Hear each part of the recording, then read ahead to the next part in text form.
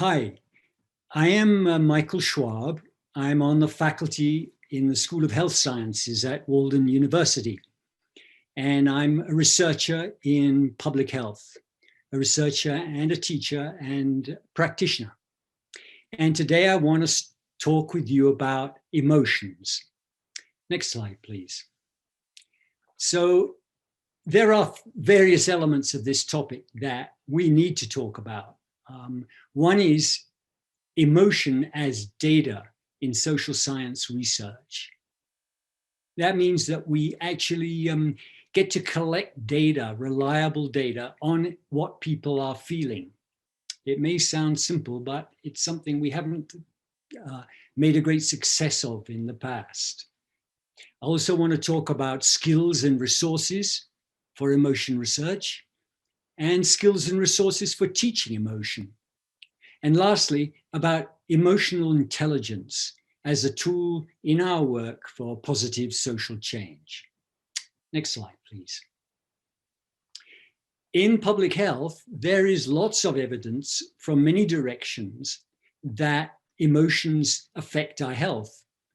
Of course, you'll know that whatever field you're in, from your daily lives. If you're a parent, or a child, a son or daughter, or you have a brother or sister, we're all in relationships and we all have a lot of feelings about them.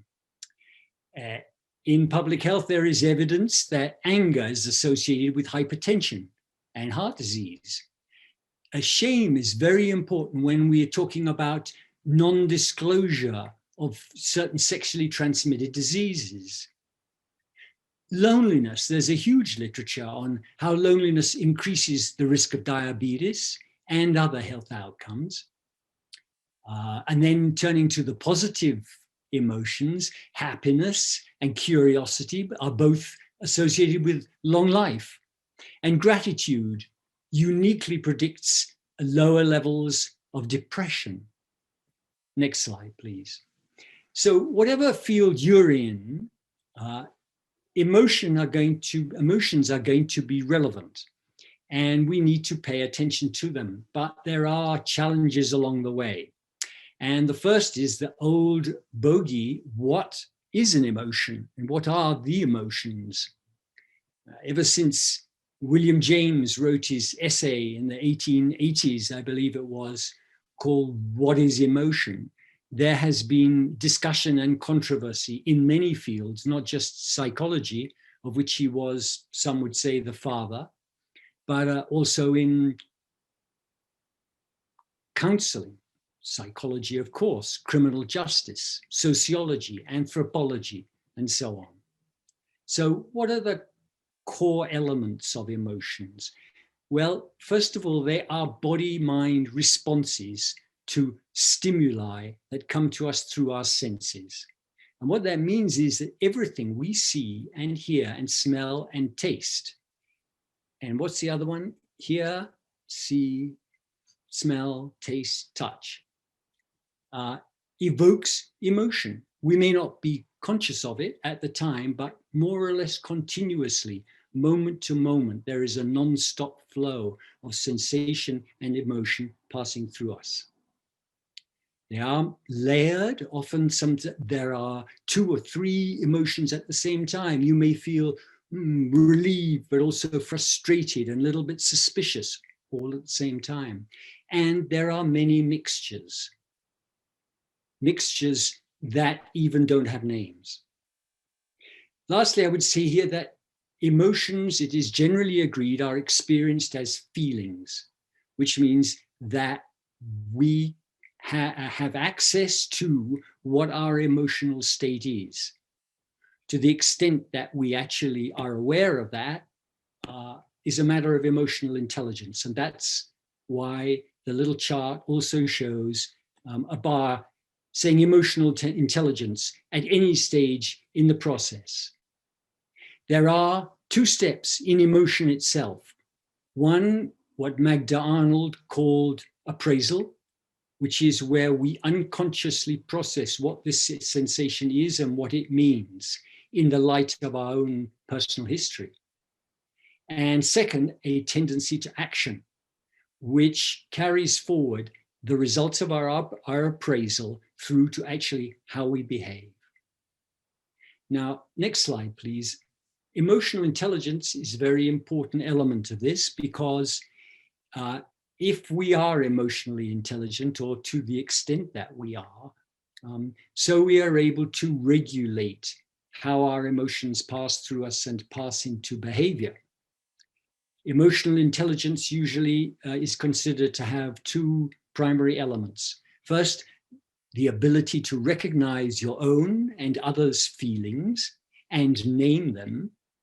And secondly, to use that information to guide thinking and behavior. So, for example, if there is something that irritates you, perhaps in recurring situations again and again, you don't always have to respond in the same way. That by adjusting your emotional response, you might be able to avoid conflict, distress in yourself and others. So next slide, please. The ways that we collect data on emotion have not really changed for over a century. When Charles Darwin wrote his book, The Expression of Emotion in Man and Animals, 1860, well over a century ago, he had photographs taken of individuals in various states of mind. This is from chapter 7, which he called Low Spirits, Anxiety, Grief, and Despair. He clustered emotions in his own particular way, and he took multiple measurements and, of course, made observations of the musculature of the face in particular, but also the body in various emotion states. Well, there are other ways, next slide, please, to collect emotion data. Facial recognition and body language are not easy to read, and they are culturally determined in many cases so that we may make mistakes. Many of my students want to collect data on how people feel and imagine that they will be able to do that from face recognition or body language, but it's an imprecise art, to say the least, and it certainly takes a good deal of training. Another way to collect data is using tests, psychological and neurobiological tests. And there are many, usually focused on a specific personality trait or a specific emotion, or, in order to determine what the psychological or neurological phenomena associated with those emotions are, and to test on the basis of that. This is often beyond what is possible for students doing their doctoral research, which is where I spend a lot of my time, helping students in that process. And so what we come to are self-reported experiences. How do people feel in their own perception? That kind of information is easily accessible, but it's challenging. And some of the challenges are, first of all, to define what qualifies as an emotion. Second, to help participants know what they feel, which is a matter of emotional intelligence. Then to acknowledge multiple simultaneous emotions. And finally, to find a way to generate quantitative as well as qualitative data. That's important in public health because we deal with populations rather than individual patients. So next slide, please. Let's look at how we might approach some of these basic challenges. First of all, this matter of what qualifies. Here's an image of representing curiosity. She sees a strange insect on her leg, eager to know more. Is curiosity an emotion? Most people, I think, would say it is. But what about shame, or suspicion, or relief, or hope, or despair? There are over 300 words, emotion words, in the English language alone. So we have to make a determination there. Next slide, please. Then the question is, how do we organize these emotions so that people don't have to go through an alphabetical list from A to Z in order to see what possible emotions they might be experiencing? Organization is tricky. The whole process of the classification of emotions has been discussed. There have been several publications over the last century, but very few, because it's a formidable territory. What has gained strength is the idea of basic emotions, basic primary emotions from which all others are made or dependent. The trouble is with basic emotions is that there is very little agreement on what the basic emotions actually are. There have been publications, again, last 40, 50 years, and there has been no universal consensus on what they are, nor their individual relationships to the non-basic emotions, whatever they may be. A binary system has been tried by a number of researchers. For example, painful versus pleasant emotions. And here we see illustrations for two in that vein, one happiness and one sadness. Okay, but are there opposites? Perhaps there are opposites within the field of emotions, happiness and sadness, trust and suspicion, confidence and fear, for example. And lastly, are there natural families in which emotions may be naturally gathered, natural families in which emotions may be gathered together because of affinities between them? So this was a challenge that we took on. I took on already some years ago. And next slide, please. That resulted in this taxonomy of feelings. It's one of half a dozen that have been developed over the last 50 years or so, very few. This was developed not out of my head, as many of these kind of attempts at classification are, but through a complex group process of about 35 emotionally intelligent individuals from different disciplines and different backgrounds. And they came to this idea, or we together came to this idea of 8 families. You might call them natural families of emotion, in which there was an affinity between all those within each family. And that the families themselves were in opposites, pairs of opposites. So there's a family of emotions of attraction and those of aversion, those of confidence versus fear, those of peace versus agitation, and joy versus grief. In some sense, you could say that those family names are what this group came to as basic emotions. But the fact was that they each basic emotion, or each family, had these various elements of opposites within them, each being a representation of different shades of that family. For example, I'm looking at the family of agitation, and we have impatience, arrogance, irritation, anger, greed, shame, confusion, and disease, or disease, sick. And then opposite them, those emotions that are more in the family of peace. So this taxonomy, next slide, please, we tested out. I worked with my colleague, Dr. Vasilios Margaritis, in Athens.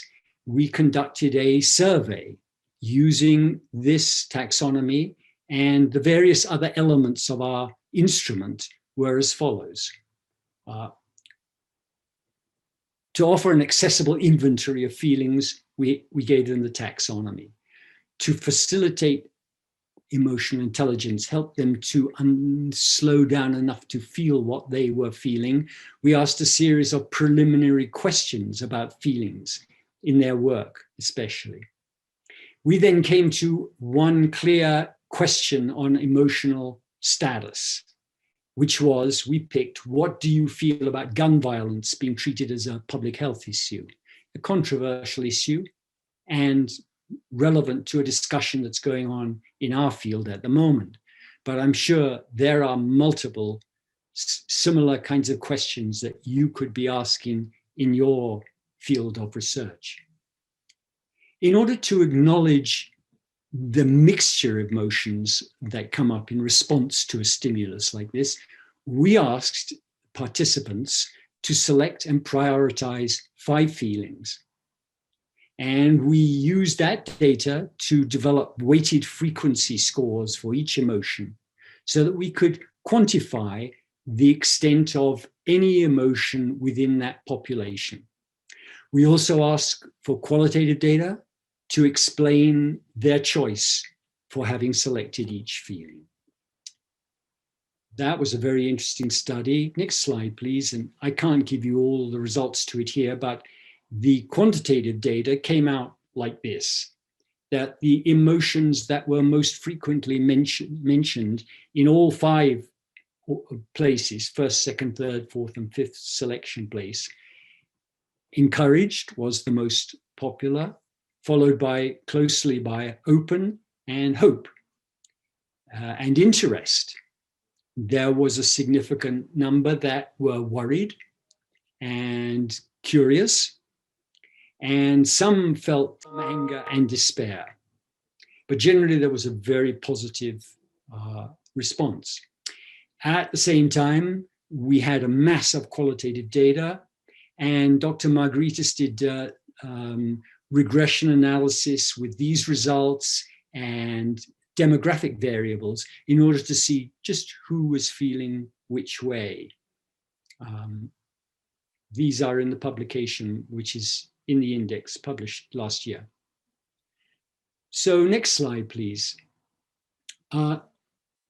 Just to wrap this up, that was one example of a way that data on emotion can be collected and quantified and qualified at the same time, mixed methods study.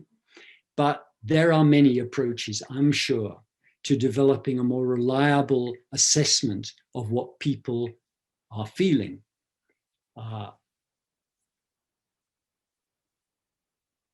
Qualitative research skills are needed for this. Quantitative research skills are needed for this. But above all is an understanding of the role of emotion in behavior, according to that little chart that I showed you earlier. And I think perhaps consistent with our own personal experience. Emotions are very important variables in the determination of behavior. And that recognizing our own and other people's emotions is critical to that understanding. We need to develop tools across disciplines for better emotion research and education and counseling, so that we can advance our own trajectory towards a world that is more emotionally intelligent. I think that's the last slide, isn't it, Matt? And so I just want to end up by offering you these references to back up the statements that I've made today. And I look forward very much to hearing from anyone who would like to join in a conversation about how to advance emotion research, teaching, and practice. Thank you.